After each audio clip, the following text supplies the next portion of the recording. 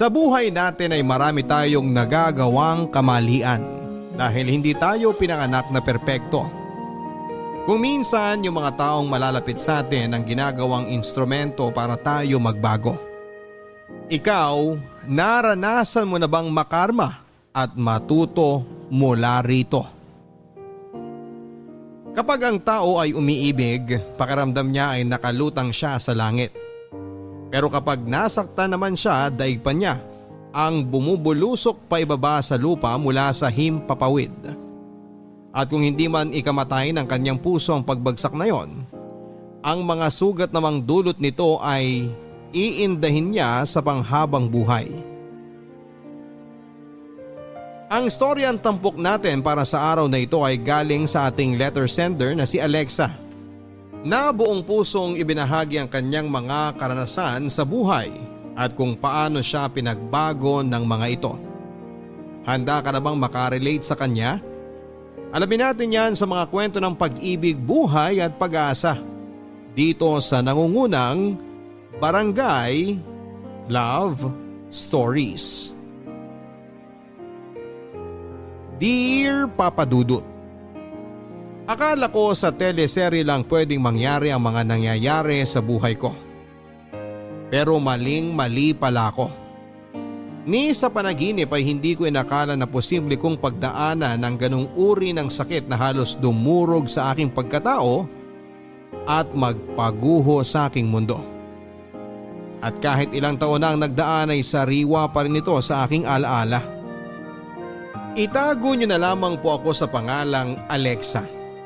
35 years old at tubong Carmen sa Davao del Norte. Pero 10 taon nang nakakalipas nang lumuwas ako dito sa Maynila.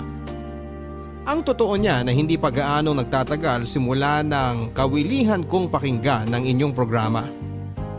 Pero walang araw simula noon na hindi ako nangarap na makapagpadala sa inyo ng sulat upang ibahagi ang kwento ng buhay ko.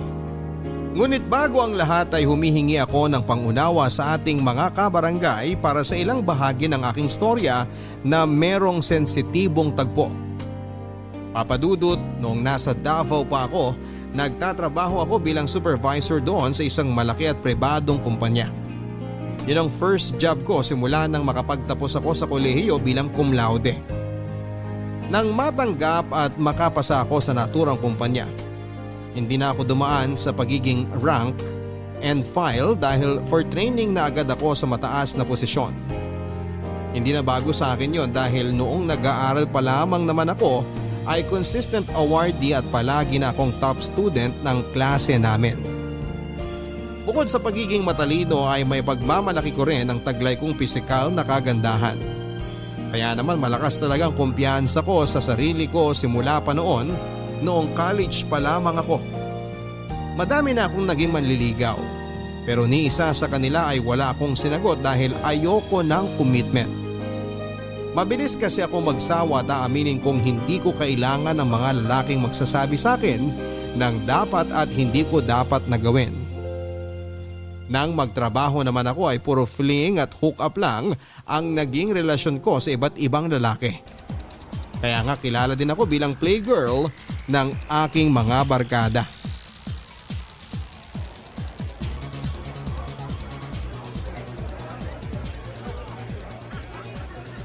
Mabuti naman nakipagkita ka na sa akin, no?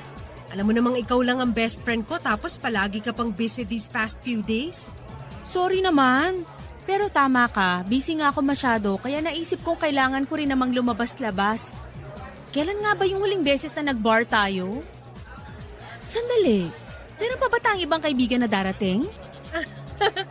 Wala na. Niyaya ko sila pero may mga kanya-kanyang commitment sa mga jowa. Kaya ayoko ng ganong klaseng relasyon eh. Merong nagdidikta sa iyo sa mga gagawin mo? Sus, matagal ka na naman ng ganyan. Mas magugulat ako kung medyo lumihis ng konti ang filosofiya mo sa buhay tungkol sa pakikipagrelasyon. Aba, paano naman mangyayari yun? Pag nangyari yun, sigurado magiging napaka-boring ng buhay ko. Biruin mo, iisang tao lang ang palagi kong sasamahan o kakausapin tungkol sa mga bagay-bagay. Hindi ko alam kung handa na ba ako sa ganong relasyon kasi sa ngayon, nag-e-enjoy pa ako sa mga panandalian lang.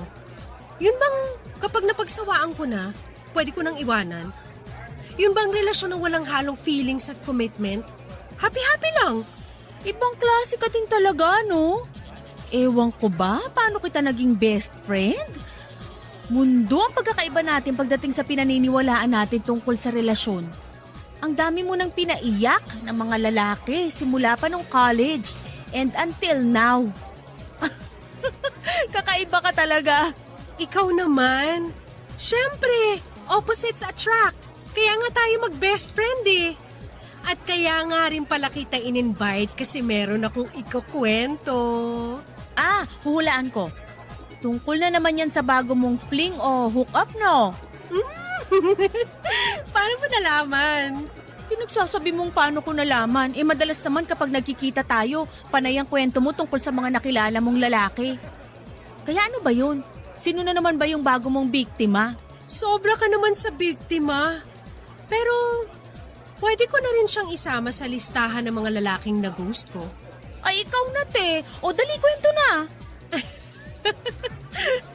Nakilala ko tong guy na to sa social media 2 months ago. Ayos naman siyang kausap. In fact, nag-click naman kami kasi marami kaming similarities. Then, as usual sa boys, gusto agad dumamoves. Kaya medyo tinamad akong kausapin siya nang magpakita na siya ng ganong motibo.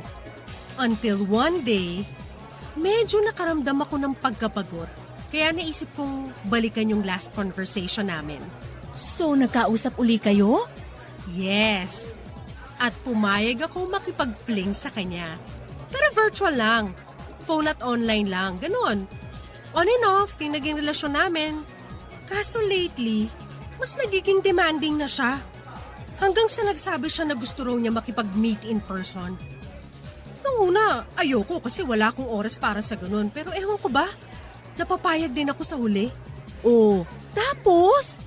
Ina-schedule namin yung meetup namin. Kaso, nung dumating na ang araw na yon, guess what? Tinamad ka. Nawalan ka ng gana at interes. Correct! May iba na rin kasi akong kinakausap no na mas interesting at ayaw din ng commitment. Kaya, automatic na dinisregard ko na yung lalaking gustong makipagkita sa akin. Binlock ko siya sa social media accounts ko at hindi sinipot sa meeting place namin. Nito ko na nga lang siya naalala at natatawa ko habang ini-imagine ko kung paano siya naghintay doon na parang tanga kung sakali. Grabe ka talaga. Kawawa naman yung tao. Paano nga kung nagpunta yun dun para makipagkita sa'yo tapos pinaghintay at pinaasa mo lang? Problema ko pa ba yun? Sinabi ko naman sa kanya na ayoko makipag-meet nung una pa lang. Siya tong mapilit. Tsaka bakit kailangan pa kasi naming magkita? Hindi pa ba sapat yung nag-uusap kami sa phone? Hindi pa ba siya kontento sa video calls namin? Baka naman tinamaan na sa'yo. Kumbaga, gusto nang seryosohin at gawing official yung relasyon nyo. Yun nga, nakakaloka. Isipin mo na lang, paano kung magtapat siya ng feelings niya sa akin pag nag-meet kami? For sure, i-reject ko lang naman siya, di ba?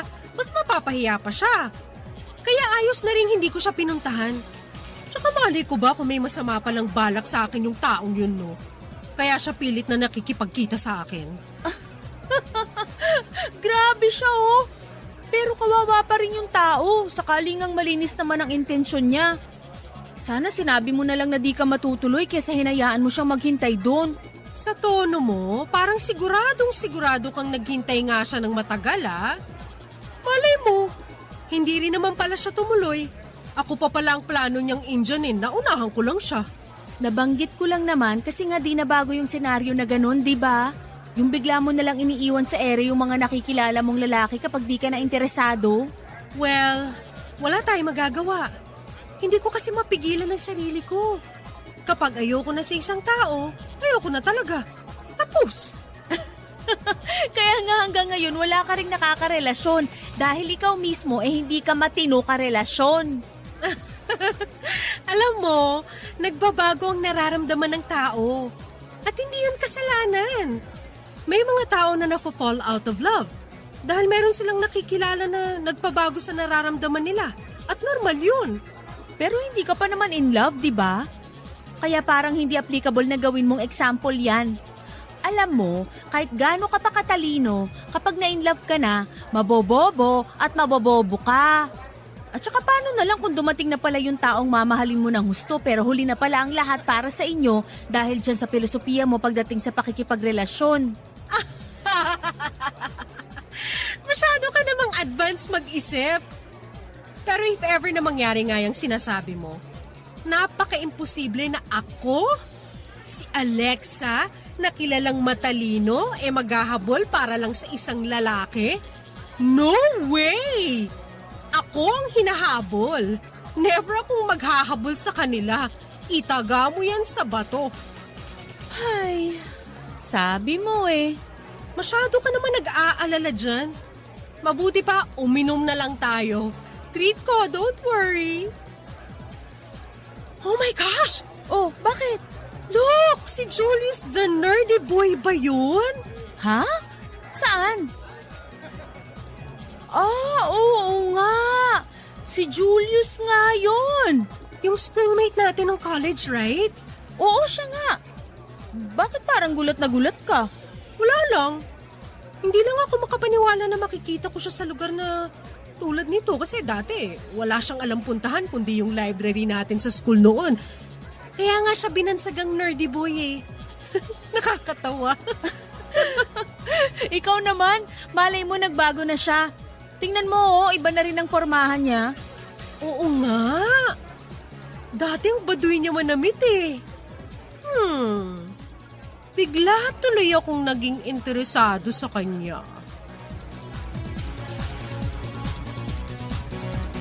Papadudot tulad nga ng sinabi ko. Kilala bilang baduy pumorma at nerd si Julius noong nasa college pa kami. Matalino naman siya katulad ko din na palaging nangunguna sa klase nila pero kabaliktaran ko naman siya dahil sobrang seryoso niya sa buhay. Ni hindi siya marunong makihalubilo sa ibang estudyante at hindi siya pala attend ng mga party and in short ay wala siyang social skills. Para siyang pinalaki sa kuweba. Ang huling beses na nakita ko siya ay noong matapos ang graduation ceremony namin. Wala na akong masyadong alam o narinig tungkol sa kanya simula noon dahil tulad ng palagi kong sinasabi. Hindi ako interesado sa mga boring na tao. Pero matapos ko nga siyang makita sa bar na pinuntahan namin ng best friend kong si Loris ay parang biglang nagbago ang dating pagtingin at pagkilala ko sa kanya. Aminado ako noon na nagkaroon ako ng interes kay Julius. Lalo na noong nagpunta muli ako sa parehong bar na pinuntahan namin ni Loris noong sumunod na linggo. At nakita ko siyang muli papadudot.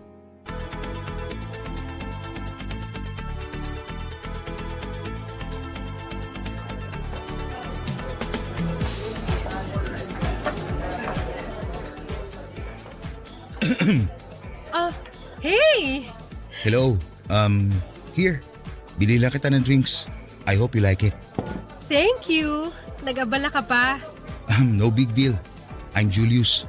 At ikaw naman si Alexa, right? Yeah? Hindi mo man lang ba tatanungin kung paano ko nalaman ang pangalan mo? Bakit pa? Mukha namang natatandaan natin ang isa't isa eh. So hindi na kailangan ng ganong intro. That's good to know. Mind if I sit here? May kasama ka bang iba? Oo, kasi mag-isa lang ako. So kung meron kang hinihintay, pwede naman ako umalis na lang. Oh no! Wala akong kasama. Ako lang din mag-isa kaya pwedeng-pwede ka maupo dyan. Thanks. Ang totoo niyan, nakita na kita dati dito sa bar last time. Kaya umasa ako na baka makita kita ulit dito ngayon. Really? Actually, pareho pala tayo nang naisip. Seryoso ba yan? Oo. Matagal na rin since graduate tayo ng college. Wala na akong narinig tungkol sa'yo simula noon. Kumusta ka na ba ngayon, Julius? Ito, ayos naman. Working as a nurse sa public hospital. How about you? Nagtatrabaho na din ako as supervisor sa isang private company dito sa atin. Wow, supervisor ka na pala. Iba ka talaga, Alexa. Simula nung college tayo, kilala ka ng matalino sa school. Kaya naman hindi nakakapagtaka kung mataas na ngayon ang posisyon mo sa trabaho. Ikaw din naman matalino. Pero malaki ang pinagbago mo. Kasi ang natatandaan ko noon, hindi ka palalabas. May pagka-introvert ka pa nga eh. Pero tingnan mo naman ngayon, marunong ka na makipag-socialize. Ganun talaga siguro.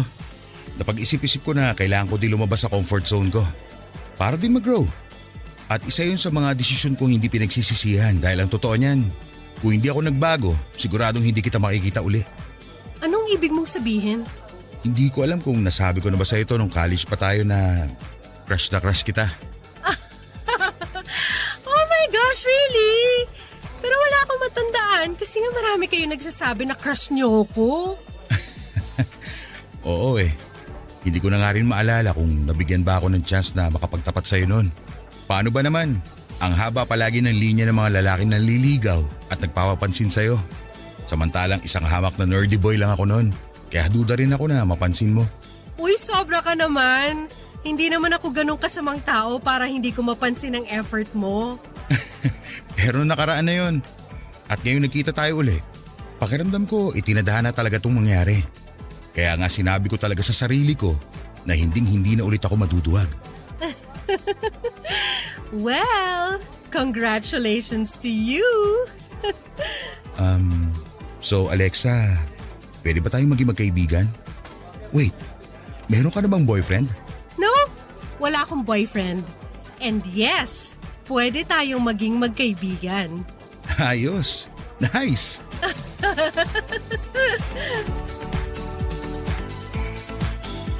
Papadudot na puno nga ng kwentuhan at maraming tawanan ng pagkikita naming yon ni Julius. At masasabi kong nag-enjoy talaga akong kasama siya. Na hindi ko na nga namalayan kung anong oras ba kami naghiwalay at bago umuwi ay nagsuggest siya na ihatid ako sa aking apartment. Bagay na hindi ko naman tinanggihan dahil ng araw na yon ay hindi ko dala ang kotse ko. Nagpalitan na rin kami ng numbers at nagfaluhan sa social media dahil malakas ang pakiramdam namin na hindi yon ang magiging una't huli naming pagkikita. Kahit ako sa sarili ko ay hindi ko rin mapigilang ma-excite sa mga susunod pa naming paglabas na hindi nga nagtagal ay nangyaring muli. Dumalas ang pagkikita at paglabas namin ni Julius, Papadudut. Hanggang sa formal na rin niya akong niligawan. Bagay na hindi ko tinanggihan pa. Pagkalipas lang ng ilang buwan ay sinagot ko na siya at opisyal na ngang naging kami. Oo, walang wala talaga sa karakter ko ang pagpayag na magpaligaw kay Julius. Pero nang maging kami, pakaramdam ko noon. Naging totoo ang saya sa dibdib ko. Palibasa sa unang pagkakataon ay naranasan ko na ma-in love. Papadudot noon lang talaga ako na in love sa tanang buhay ko. Bagong-bago sa akin ang pakiramdam kasi hindi ako sanay na nananatili sa isang pangmatagalan at seryosong relasyon. Pero nagbago ang lahat nang muli kaming magkita ni Julius. Kahit na nakukornihan ako sa sinasabi niyang yon na baka raw itinadhana ang pagkikita namin, pagkalipas ng mahabang panahon ay parang gusto ko na ring paniwala ang totoo nga ang sinasabi niyang tadhana. Mabuti na lang pala na sa parehong pahina kami ng aming buhay nang muli kaming pinagtagpo.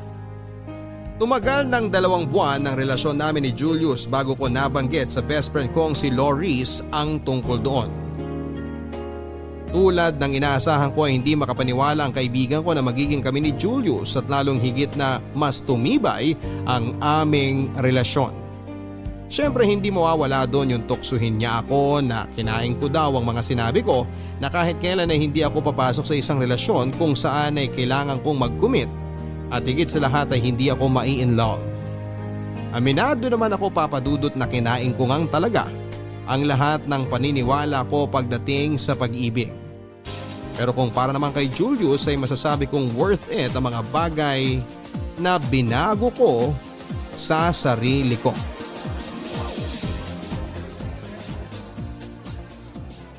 Mabuti naman nakipagkita ka na sa akin. Malapit na talaga ako magtampo sa'yo eh. Hala, bakit naman?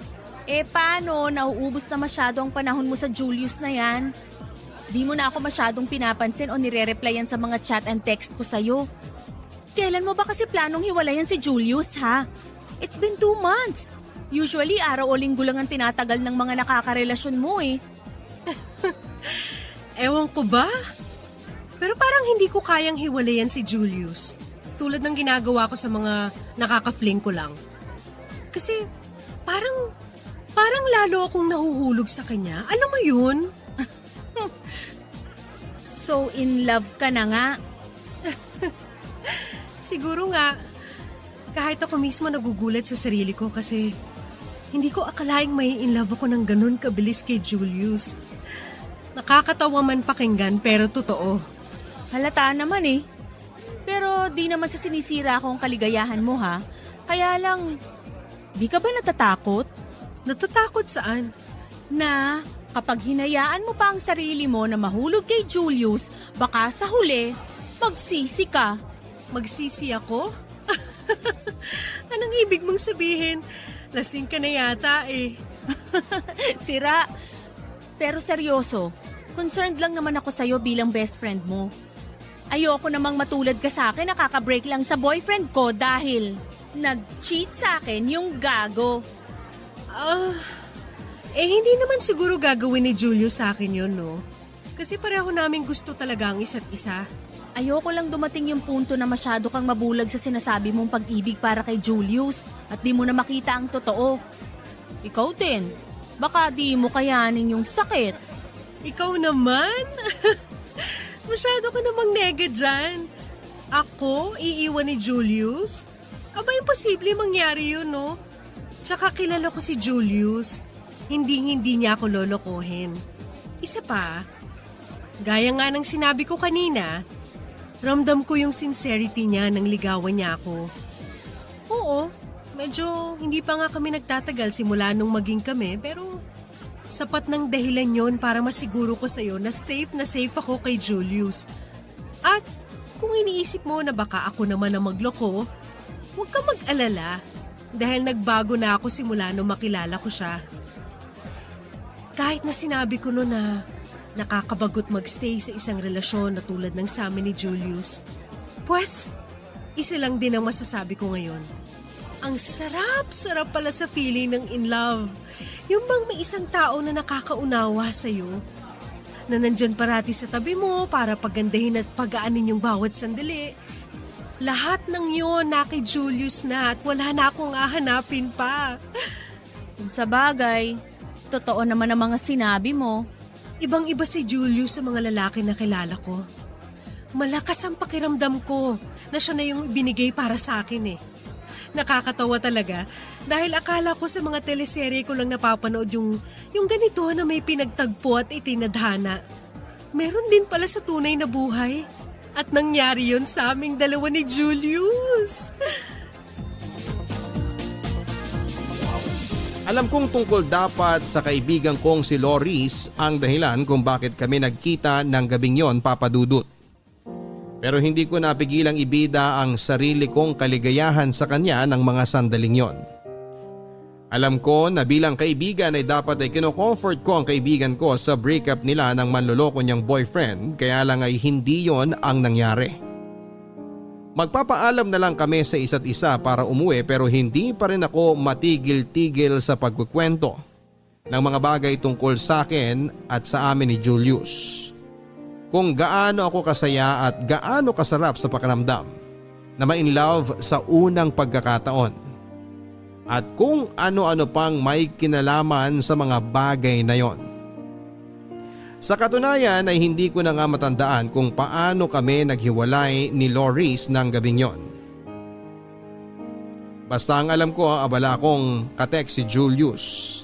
Pero masisisi niyo ba ako kung ganon yung nararamdaman ko ng panahon na yon? Palibasa, noon lang ako nagkaroon ng permanenteng relasyon, noon lang ako nagseryoso sa isang tao. Kahit kailan ay hindi sumagi sa isipan ko na posibleng masira ang matibay na pundasyon ng aming relasyon ni Julius, Papa Dudut. Na kahit kailan ay hindi niya ako pagtataksilan tulad ng ginawa ng boyfriend ni Loris sa kanya. Malaki ang tiwala ko na magtutuloy-tuloy ang aming masayang pagsasama ni Julius bilang magkasintahan.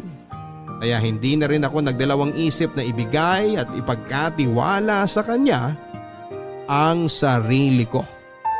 Hanggang sa nagbunga nga ang aming pagmamahalan. Pero ni sa panaginip ay hindi ko naisip na isa palang bangungot para kay Julius ang aking pagbubuntis.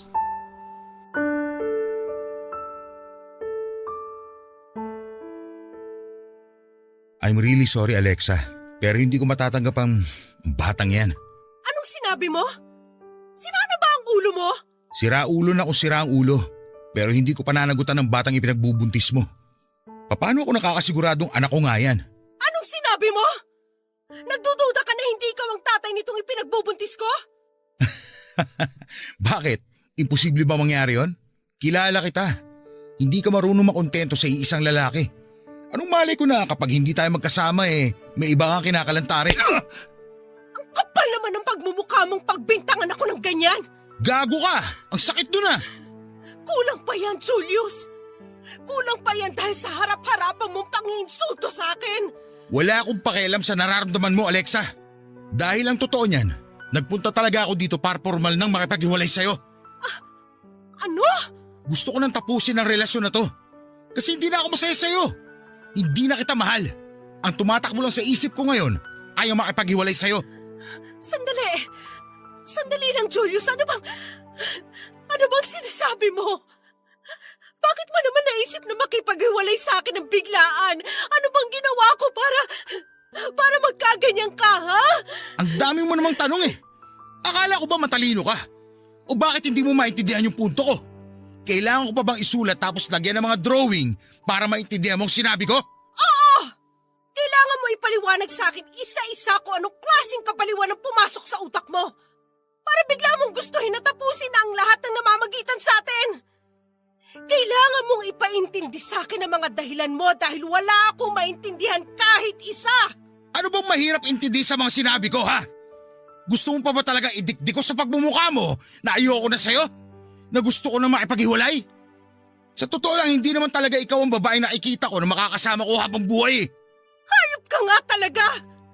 May pasabi-sabi ka pa na itinadhana ang pagkikita natin. So sinabi mo lang yon para paikutin ako? Ha? Ano, sumagot kang hayop ka? Ay, bakit ba ang dami mo pang tanong? Aalis na ako. At saan ka pupuntang lintig ka? Ha? Ano ba? Bitiwan mo nga ako? Julius, ano ba? Sabihin mo nagbibiro ka lang. Hindi mo ako iiwan. Hindi ka makikipaghiwalay sa akin. Please, huwag mo namang gawin sa akin to. Mahal na mahal kita. Sinabi na nga hindi kita mahal Tinatapos ko ng lahat ng meron sa atin. Pasalamat ka nga hindi tayo masyado nagtagal dahil kung sakali, lolokohin lang natin ang mga sarili natin. Kaya bitiwan mo na ako, ano ba? Bigyan mo naman ng kahihiyan ang sarili mo, Alexa! Hindi ka sabi pwedeng umalis ng basta-basta. Paano na lang ang anak natin, ha? Napakawalang hiya mo rin talaga, no? Nakuha mo ba akong buntisin tapos iiwanan mo lang din pala ako? Ang kapal mong lintik ka, napakasama mo! Hindi ka ba talaga nakakaintindi, ha? Di ba sabi ko ayoko sa batang yan? Kaya wala akong pakialam dyan, no? Sa anong malay ko? Mamaya pala hindi akin yan tapos gusto mo lang panagutan ko. Pwede ba, Alexa? Hindi ako tanga. Hayop ka talaga! Ang kapal na mukha mo! Ano ba? Buisit kang babae ka! Ano ba? Itigil mo yan!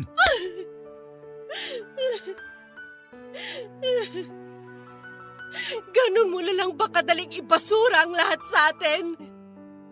Ano nang gagawin ko sa anak natin kung aalis ka, Julius? Sabihin mo, ano? Aba, malay ko sa'yo! Katawan mo yan! Ikaw ang magdedesisyon kung anong gusto mo gawin sa batang yan. Ipalaglag mo kaya para hindi mo na problemahin pa. Simpleng bagay pinapakomplikado mo. O kung gusto mo, pwede mo rin namang ibenta sa mag-asawang hindi magkaanak. Napakasama mong tao! Paano mo naaatim na sabihin yan sa sarili mo pang anak? Masahol ka pa kay Satanas! Ay, nako! Ang dami mo pang drama dyan. Basta, buo na ang desisyon ko. Hindi ko pananagutan ng batang yan dahil hindi ako kumbinsido sa akin nga yan. Pasensya ka na ha, pero nagbabago ang nararamdaman ng tao at hindi yung kasalanan.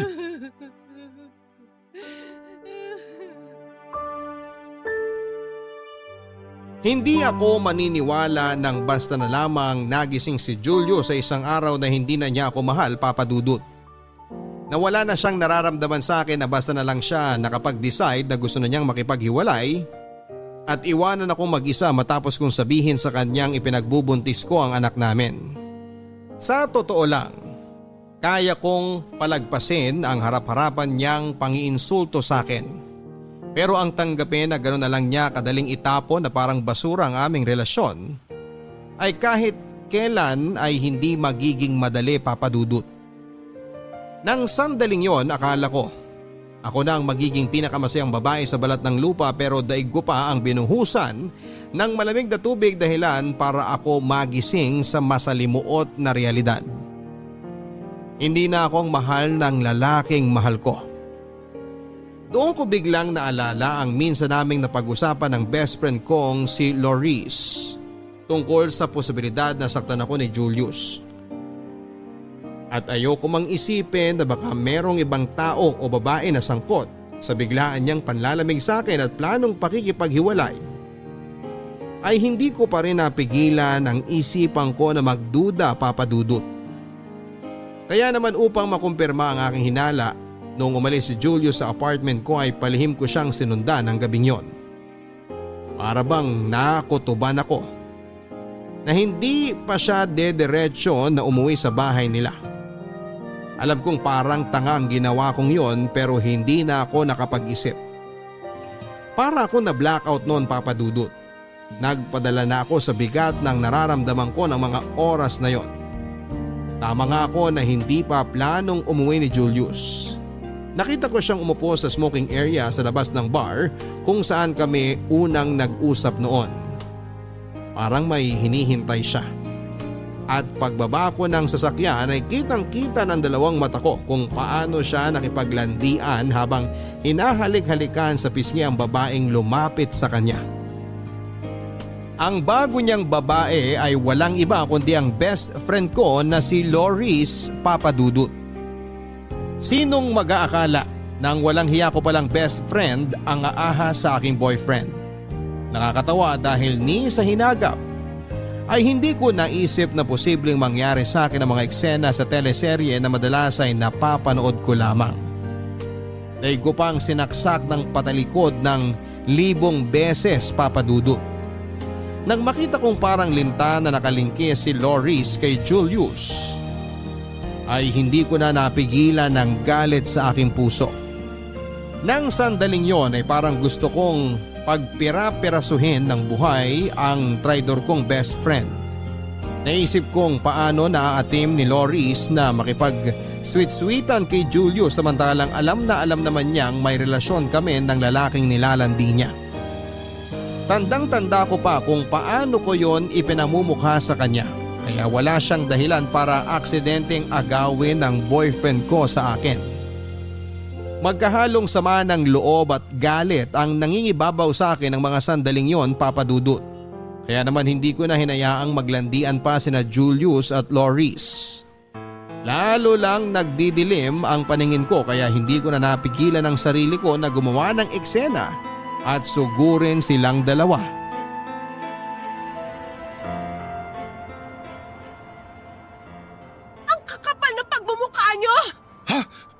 Rico! Hayop ka, lalaki ka! Alexa, ano ba? Kulang pa yan sa pagtataksil mong walang yaka! Anong pagtataksil? Hoy! Para sabihin ko sa'yo, hiwalay na tayo! Kaya huwag mo akong pinagbibintangan! Sira ulong to! Ang kapal na mukha mong sabihin sa akin ng tungkol sa bagay na yan? Ito ba? Ito bang walang kwentang babaeng to ang dahilan kung bakit bigla ka na lang nang lamig sa akin? Ha? Siya ba? Alexa, ano ba? Nakakahiya, pinagtitinginan tayo ng mga tao. At ako pa talaga ang dapat mahiya dito? Hindi ba? Sa ating tatlo, dapat kayo ang mahiya at hindi ako? Sandali.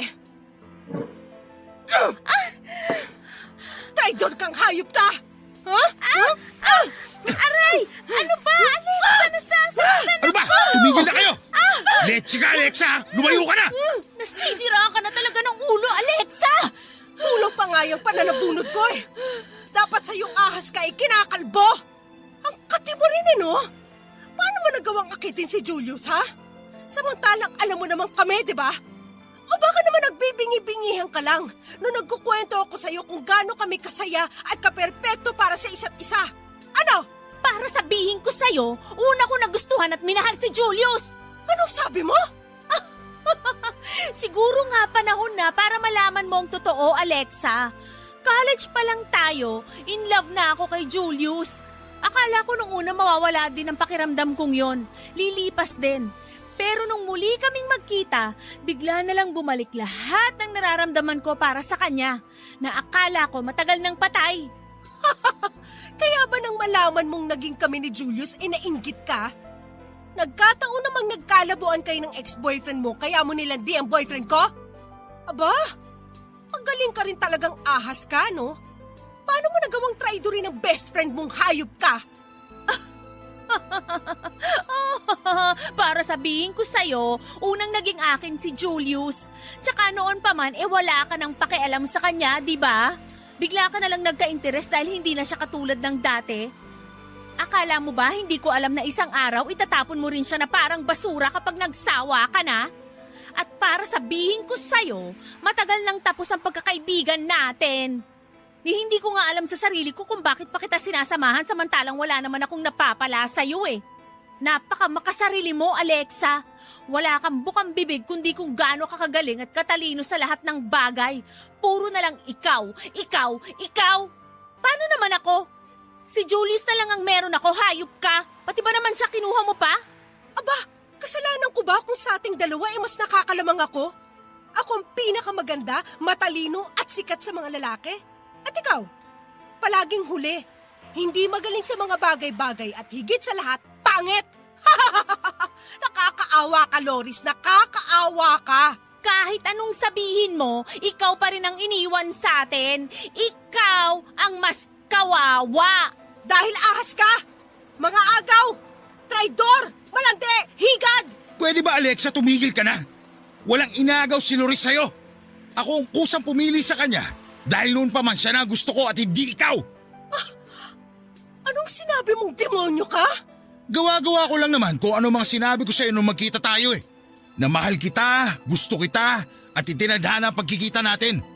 Ang totoo niyan, diring-diri ako sa'yo at ayoko mapalapit sa'yo, Alexa. Pero lahat ng yun, tiniis ko para sa kuya ko. Kuya mo? Natatandaan mo ba yung lalaking nakilala mo noon sa social media? Yung nakafling mo? Kuya ko yon, Alexa. Nag-iisang kapatid.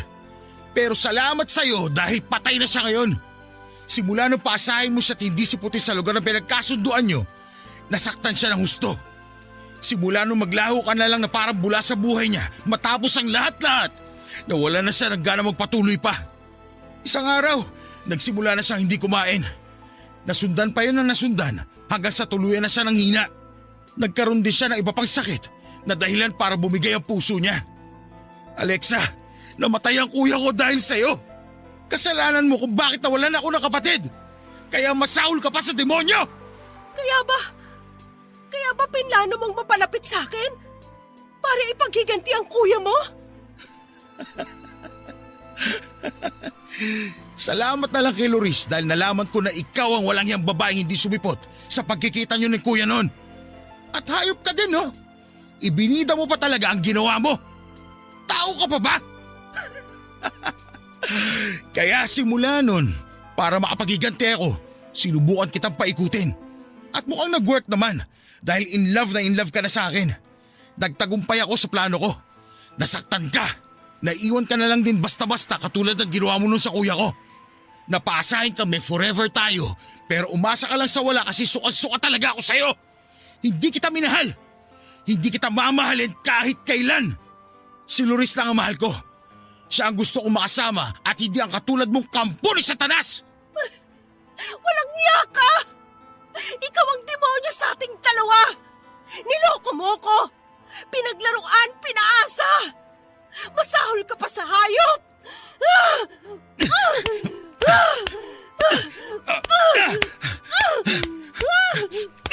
Ano ba? Tigilan mo sa aming pananakit sa akin, balo ka!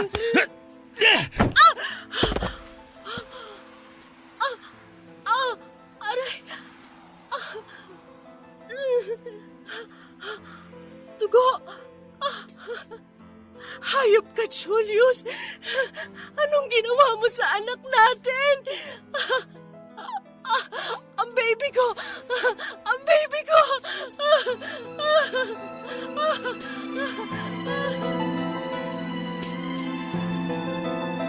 Matapos akong itulak ni Julius, nakita ko na lang na ang dami ng dugo sa hita ko.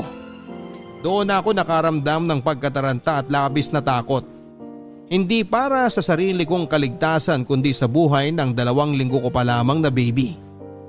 Tandang-tanda ko pa kung paano nagkaroon ng komosyon sa naturang bar kung saan kami gumawa ng eksena.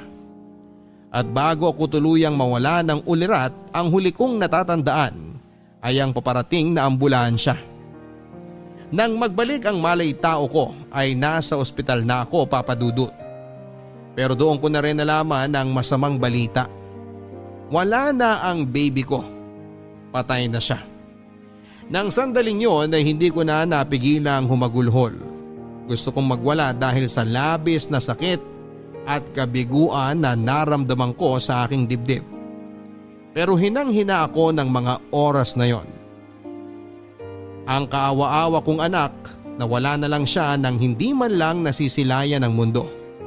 At ang mas lalo pang naging malaking dago ay ang katotohanan na ang may kagagawan kung bakit wala na siya ay ang sarili pa niyang ama, si Julius. Tumagal ako ng 1 buwan sa ospital dahil hindi kaagad nanumbalik ang lakas ko. Parang gusto ko na rin kasing mawala na lamang at sundan ang anak ko sa kabilang buhay. Mabuti na lamang dahil inalalayan ako ng aking pamilya. Dahil doon kahit papaano ay mas pinili ko pa rin mabuhay. Mag-isa lang ako ng araw na ma-discharge na ako sa ospital. Palibasa hindi rin naman ako sanay na nakadepende sa ibang tao. Maging malapit ko man silang pamilya o kaibigan. Ang sabi ko sa mami ko ay hintay na lang ako sa bahay dahil kaya ko naman ang sarili ko.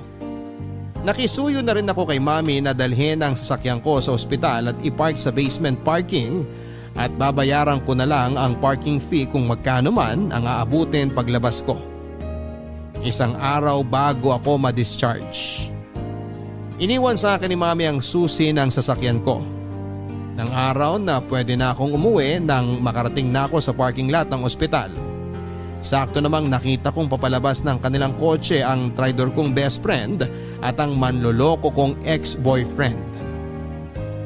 Papadudot muling nanumbalik ang matinding galit at poot sa aking dibdib. Lalo pa nga itong nagatungan nang makita kong hinihimas ni Loris ang kanyang tiyan na halatang medyo lumalaki na habang maingat naman siyang inaalalayan ni Julius. Dahilan para mas lalo ko silang kamuhian.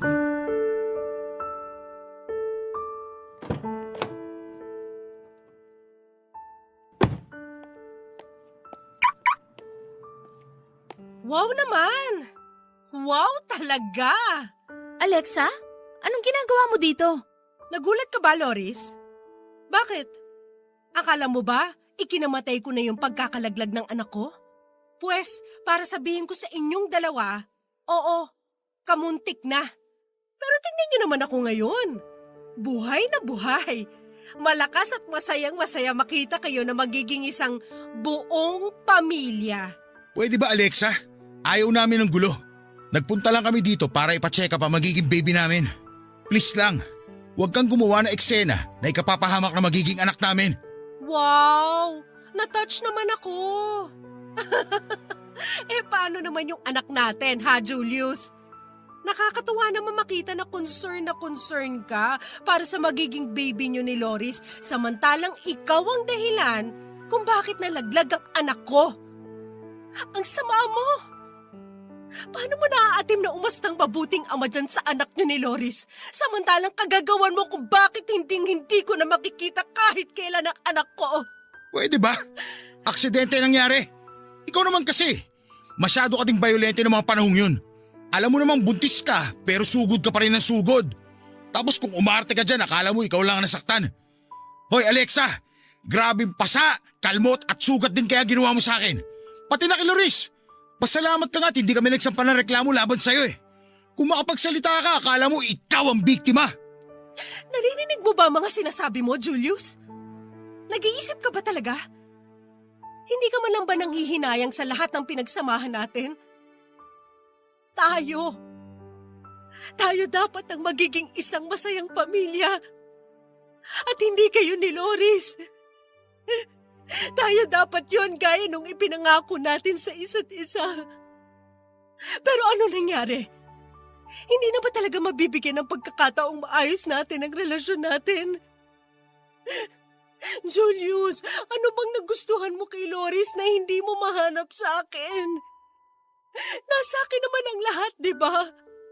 Maganda ako, matalino. Di hamak naman na mas marami din akong pera kaysa sa hampas lupang babaeng yan, no? Kaya bakit hindi na lang ako, ha? Bakit hindi ka na lang bumalik sa akin? Ano ba sa mga sinabi ko noon ang hindi mo naiintindihan, Alexa, ha? Gusto mo pa talagang ulitin ko para masaktan ka lalo? Sige, ulitin ko. Hindi kita minahal. Ginamit lang kita para maipagiganti ko ang kuya ko. At ngayon nakikita na kita miserable, wala kang idea kung gaano ko kasaya. Ano ngayon ang pakiramdam ng paglaruan? Tulad ng paglalaro mo sa damdamin ng mga lalaki na kilala mo noon, ha? Ano ngayon ang pakiramdam na magmukhang tanga at kawawa matapos iwanan ng taong mahal mo? Deserve mo lahat ng pinagdadaanan mo ngayon. Kung tutusin nga, kulang pa yan eh. Huwag mo na kaming guluhin. Magkalimutan na lang tayo at isipin na lang natin na parang walang nangyari. Wala ka na rin naman kasing magagawa kahit ipilit mo pa. Lumuha ka man ng dugo, hindi na mabubuhay pa ang anak mo. Kailangan mo na talagang tanggapin na hindi ka na magkakaroon ng anak pa kay Julius dahil siya nang magiging tatay ng anak ko. At nagmamahalan kami ng totoo. Mag-move on ka na lang katulad ng pag-move on mo nun sa mga lalaking nakilala mo. Sigurado naman akong sisiw lang sa iyong bagay na yon, di ba? Napakasama niyong dalawa. Mga demonyo kayo. Kahit na ano pang sabihin mo, di na magbabago ang totoo. Isipin mo na lang na karma mo to sa lahat ng masasama mong ginawa nun. Nagkataon nga lang na hindi ka lang isang beses na karma, dumoble pa. At dapat lang talaga na pagbayaran mo lahat ng mga kasalanan mo, no? Kaya wag ka nang mag-inarte dyan. Di ka nakakaawa, nakakadiri ka. Mahal, tara na. Baka mahuli pa tayo sa schedule ng OB natin. Okay, mahal. Halika na.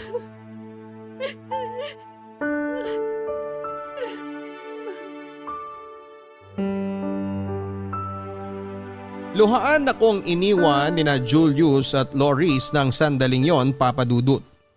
At dahil sa hindi ko maipaliwanag na sakit na aking nadarama, kaya napahagulhol ako sa loob ng sasakyan ko. Matapos nilang umalis. Mabuti na lang dahil nagawa ko pang tawagan ang aking mami para magpasundo. Hindi ko na rin naman kayang mapag-isa ng panahon na yon. Pagdating ko sa bahay ng mga magulang ko ay agad akong nagkulong sa kwarto. Umiyak lang ako ng umiyak noon habang pilit na binubura sa aking isipan ang mga eksena kung saan ay masayang masaya sina Julius at Loris kasama ang magiging anak nila. Papadudot, awang-awa ako sa sarili ko. Yung dati ako na malakas, matapang at matalino ay tila naglahong parang bula sa kalawakan at napalitan ng mahina at miserableng bersyon ko. Nang mga panahon na yon ay dumanas ako ng labis na depression. Una na doon ay dahil sa pagkawala ng aking baby. Ikalawa ay ang pagtataksil ni Julius at pagiging traidor ni Loris. At huli ay ang pagsasabwatan nilang dalawa para maghiganti sa akin. Pakiramdam ko ako na ang pinakawalang kwentang tao sa mundo, Papa Dudut. Dahil kung totoo man ang doble karmang sinasabi ni Loris ay parang sobra-sobra naman yatang sakit ang ganti sa akin ng tadhana. At dahil nga sa hustong kalungkutan, matinding kapighatian at pagiging kaawa-awa na aking naramdaman, kaya naman tinangka kong tapusin na lamang ang aking buhay. Papadudot, alam kong malaking kasalanan sa Diyos ang kitlin ko ang sarili kong buhay sa pamamagitan ng pag-inom ng gamot hanggang sa ako ay ma-overdose. Pero desperado na kasi ako. Sa dami ng trahedyang nangyari sa aking buhay ay hindi ko na alam kung paano gumising sa umaga ng masaya at masigla katulad ng dati. Gusto ko na lang matapos yung sakit, kaya gusto ko na lang din na mawala. Pero sa kabila ng lahat ay hindi pa rin ako pinababayaan ng Diyos. Nang mga sandaling yon, mabuti na lang dahil nakita ako ng mga magulang ko kaya naman naisugod nila ako sa pinakamalapit na ospital kung saan nananatili ako ng halos 3 linggo. Pinagalitan at pinagsabihan ako ng husto ni na mami at daddy tungkol sa ginawa ko sa aking sarili. At aaminin kong natauhan ako nang umiyak sa harapan ko ang mga magulang ko, Papa Dudut. Doon ko na-realize na hindi pala ako nag-iisa sa labang pinagdaraanan ko, na merong mga taong nagmamahal sa akin at handang tumulong sa akin sa mga panahong pakiramdam ko ay mag-isa na lamang ako.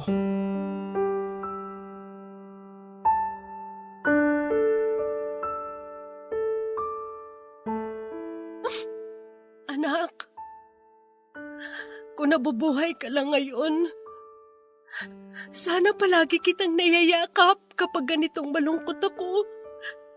Alexa, iha, tinitignan mo na naman ang mga gamit ng baby mo. Hindi ko kasi mapigilan, Mami. Pakiramdam ko kasi kapag hinahawakan ko ang mga damit niya, buhay na buhay siya. Kapag nandito ako sa dapat na magiging kwarto niya, feeling ko hindi talaga siya nawala. Naiintindihan ko, anak. Nag-aalala lang kasi ako sa'yo dahil baka sumama na naman ang pakiramdam mo. Alalahanin mo, kagagaling mo lang sa trangkaso. Baka mapinat ka. Ay, alam ko naman po yun kaso hindi ko po talaga mapigilan ang sarili kong pumunta dito sa kwarto niya. Okay, pero maya-maya ay kailangan mo na rin magpahinga, ha? Huwag nang matigas ang ulo mo. Si Mami talaga. Kung umasta, para namang baby pa ako. Malaki na kaya ako. Tignan niyo, may apo na nga kayo dapat sa akin eh. Alexa, anak. Alam kong sobrang sakit pa rin sa'yo nang nangyari, lalo na para sa una mong baby. At maniwala ka dahil nasaktan din kami ng husto ng daddy mo. Alam mo ba, nung nalaman nga namin na magkakaapo na kami, napatalon pa sa tuwa ang daddy mo. Talaga po, Mami? Oo. Tapos, ibinida na niya sa mga katrabaho niya na magiging soon to be lolo na siya. Kaya nga nung mawala yung baby mo, naapektuhan din siya. Kami. Pero anak, noong ikaw naman ang kamuntik nang mawala sa amin ng daddy mo, halos gumuho ang mundo namin. Alexa, alam namin na masakit at masalimuot ang mga pinagdadaanan mo. Pero nandito lang naman kami ng mga magulang mo para samahan ka eh. Kapag nararamdaman mo na parang gusto mo nang ulit sumuko, katukin mo lang kami sa kwarto. Makipagkwentuhan ka sa amin. Huwag na huwag kang mahihiya. Kahit pa sa kalagitnaan ng tulog namin, walang problema. Kung malungkot ka o gusto mong may mapagsabihan ng problema mo, pwedeng-pwede mo kaming iyakan gaya nung bata ka pa sa tuwing may umaaway sa'yo. Nandito kami lagi para sa'yo, anak. Alam ko naman po yun, Mami eh. Kaya nga nagpapasalamat ako sa inyo ni Daddy dahil nasa tabi ko kayo. Kung wala kayo, baka wala na rin po ako. Mahal na mahal ka namin ng daddy mo. At hindi magbabago yun. Tandaan mo yan, anak. Kahit na pinalaki ka naming matapang, matalino at independent, palagi pa din kaming nandito ng daddy mo para sa'yo. Hanggat buhay kami, huwag kang magdadalawang isip na lumapit sa amin. Maraming salamat po sa lahat ng mga sinabi niyo sa akin, Mami. Ang totoo niyan, hindi ko po talaga alam ang gagawin sakaling wala kayo ni Daddy sa tabi ko. Hindi ko alam kung paano magpapatuloy at kung paano haharapin ang buhay. Maraming salamat po dahil hindi rin kayo nawala kahit na pakiramdam ko mag-isa na lang ako. Aba, syempre naman no. Gusto pa namin ng daddy mo na makita at makasama ang mga magiging apo namin sa'yo pagdating ng araw. Sa ngayon, mananatiling ikaw pa din ang baby namin. Puro ka talaga biro, Mami. Sinabing malaki na ako eh, hindi na ako bata. Basta kahit magkauban ka na, baby pa rin kita. Mm.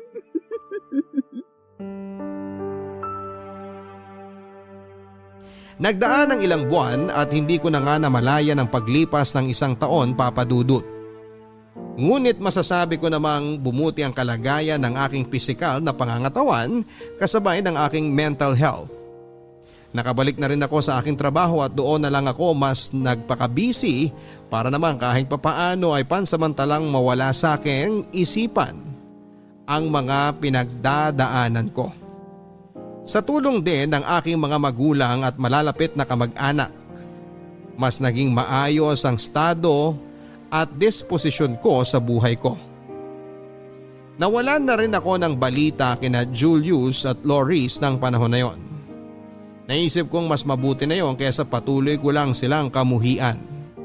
Aaminin ko na kahit ilang taon na ang nagdaan, ay hindi ko pa rin sila ganap na napapatawad.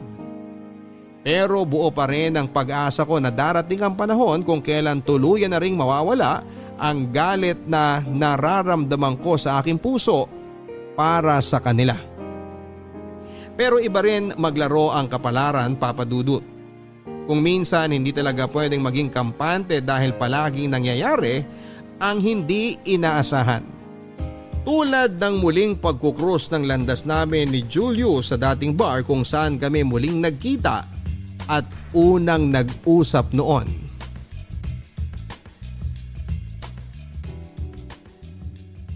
Alexa, Di ba diring-diri ka sa akin? O bakit lumalapit ka sa akin ngayon? gusto lang kitang makausap. Alam mo, gusto ko matawa. Pero para saan pa? Natatandaan mo pa ba na sa lugar na to tayo nagkita ulit pagkatapos nating graduate? Tapos pagkalipas ng isang taon, nandito na naman tayong dalawa. Yung totoo, Julius, parte ba to ng may sadimonyo mong plano? At saka, nasaan ang traidor kong kaibigan? Baka naman mamaya bigla siyang lumitaw sa kung saan para sugurin ako o saktan, ha? Ngayon palang binabalaan ko na kayo. Ipapupulis ko kayo talaga. Alexa, please. Huwag ka mag-alala. Wala dito si Loris. Hindi ko siya kasama. Actually, matagal na kaming hindi nagsasama. At gusto mong paniwalaan ko mga sinabi mo? Pwede ba? Kayo pang dalawa ni Loris hindi magkasama? Pareho kayo mga tanga? Totoong sinabi ko. Hiwalay na kami. Halos 6 na buwan na rin. Wow naman! Bago sa pandinig ko yun, ha? Samantalang nung una, halos kambal tuko kayong di mapaghiwalay. Tapos ngayon bigla mo na lang ibabalita sa akin ang tungkol sa bagay na yan? Bakit ano bang inaasahan mong marinig mula sa akin? Pues kung gusto mong malaman kung masaya ba ako dahil mukhang wala din kayong forever, sige, aaminin ko, masayang masaya ako. Sa sobrang saya ko, parang gusto kong ilibre ang lahat ng taong nasa bar na to. I'm really sorry sa mga kasalanang nagawa ko sa'yo noon at sa anak natin. Pwede ba? Kung kailan naman hindi ko na kailangan ng paghingi mo ng tawad, tsaka mo naman sasabihin yan? Ano ba to, lokohan? Pwede ba, Julius? Umalis ka na lang. Ayaw kitang kausap. Please, makinig ka muna sa akin Nagsisisi ako sa mga kasalanang ginawa ko sa'yo noon. Na-realize ko na maling-mali na sinaktan kita at pati na din ang baby natin. Siguro nga pinarusahan din kami ni Loris dahil sa mga hindi magandang ginawa namin sa'yo. Anong ibig mong sabihin? Masyadong biglaan ang mga pangyayari.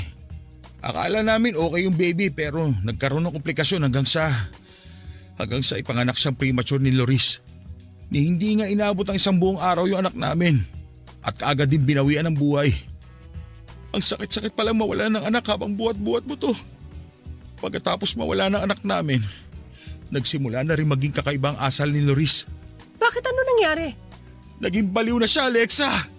Naging siraulo. Hindi na siya yung babae na gustuhan ko. Minsan nakikita ko na lang siya nakatulala at nakatingin sa malayo. O kaya nagsasalita ng mag-isa na akala mo may kausap. Naabutan ko pa nga siya na kinakantahan yung manika sa bahay na binili namin para sana sa magiging baby namin. Alexa, pinipilit niyang yun daw ang anak namin. Ano ba naman yun? Kung hindi ba naman siya isa't kalahating baliw, hindi ba?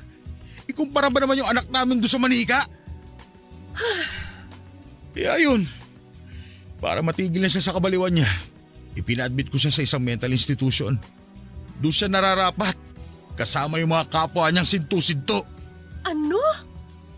Nagawa mo yun sa nanay ng anak mo? Tao ka pa ba? Bakit? Para naman sa kanya yung ginawa kong yun ah. At least hindi siya nag-iisa sa kabaliwan niya. Ang totoo niyan, Alexa, pagkatapos siyang mawala sa buhay ko, may isa pa akong na-realize. Na ikaw pala talaga ang mahal ko.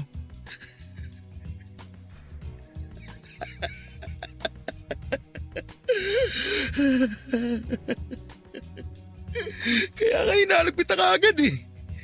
Alam mo, ilang buwan na rin akong pabalik-balik sa lugar na to habang umaasa na matsyempohan ka para makausap.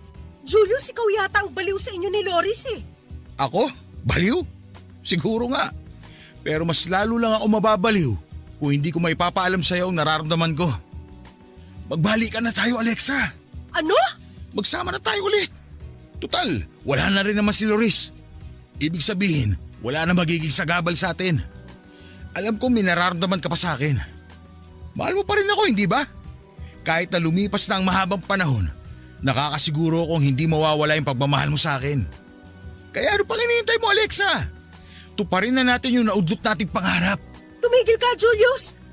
Ang kapal naman ng pagmumukha mong sabihin sa akin ng mga bagay na yan. Alam mo kung anong nararamdaman ko para sa'yo ngayon? Pandidiri, galit at matinding puot.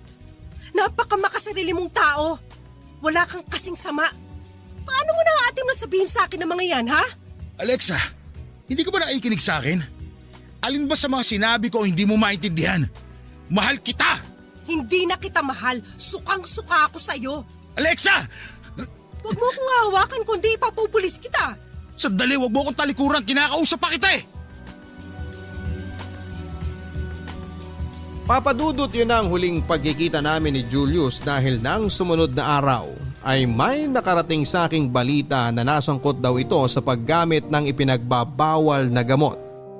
Dahilan para ito mahuli at makulong. Kaya naman pala nang muli ko siyang makita noon sa bar ay malaki ang ipinayat niya. Bukod doon ay tila naapektuhan na rin ang droga ang kanyang pag-iisip at pagsasalita. Samantalang si Loris naman ay halos ilang buwan na ring naka-admit sa isang mental institution ay biglang hindi na lang nagising isang araw. Ang sabi ng doktor ay inatake daw siya sa puso habang natutulog. Muling nanumbalik ang sakit at lungkot sa kalooban ko dahil sa biglang pangyayari. Nasangkot ang mga taong naging bahagi ng buhay ko, mabuti man o masama. Muling naapektuhan ang aking mental health kaya naman minabuti ng mga magulang ko na umalis kami sa Davao. Noon din ay lumuwas nga kami pa Maynila. Simula noon ay wala na akong narinig tungkol kay Julius. Mas pinili ko na lang din na kalimutan siya, Papadudut. At nangako ako sa sarili ko na mas magiging matatag sa panibagong buhay ko. Sa tulong ng Diyos at ng mga taong totoong nagmamahal sa akin, muli akong nakabangon, Papadudut.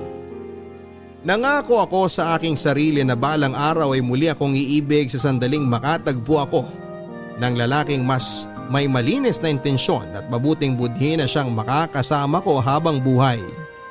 At mulit muli ay hindi naman ako binigo ng Diyos nang ibigay niya sa akin si Roger. Sa ngayon ay meron na kaming isang anak na lalaki at kasalukuyan ko namang ipinagbubuntis ang aming baby girl. Kahit na maraming pagsubok ang buhay, hindi ko kahit kailan naramdamang mag-isa kong hinaharap yon, Papadudut. Dahil hindi lang ang mga magulang ko ang akin naging sandalan, meron na rin ako ngayong mabuting asawa at mga anak.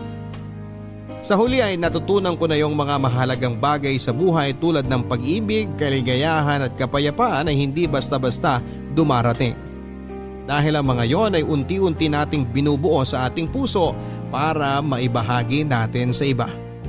Kaya nga importante na mabuti ang ating intensyon upang mabuti rin ang karmang bumalik sa atin.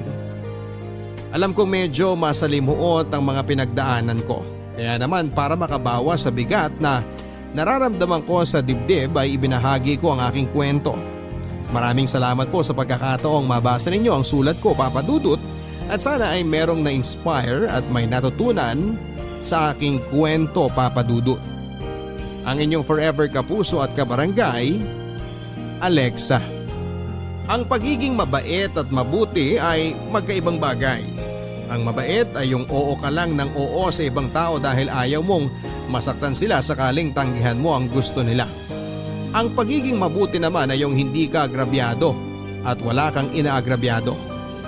Napakinggan natin ang storya ng letter sender natin na si Alexa na sa buhay mahalaga po ang magkaroon ng mabuting intensyon sa ating kapwa.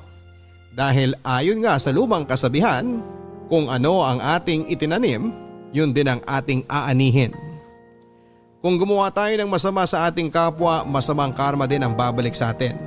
At kung mabuti naman, umasa tayo sa mabuting karma. Pero sino ba naman sa atin ang hindi nahihirapang magpakabuti? Hindi ba?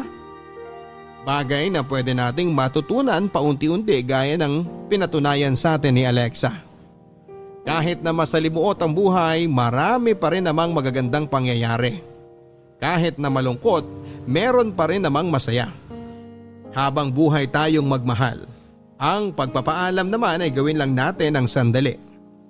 Hanggang sa muli mga kapuso, ako po si Papa Dudut sa mga kwento ng pag-ibig, buhay at pag-asa. Dito sa Barangay Love Stories number 1. Mga kwento ng pag-ibig, kwento ng pag-asa at mga kwento ng buhay dito sa Barangay Love Stories. Love Stories. Forever! Forever!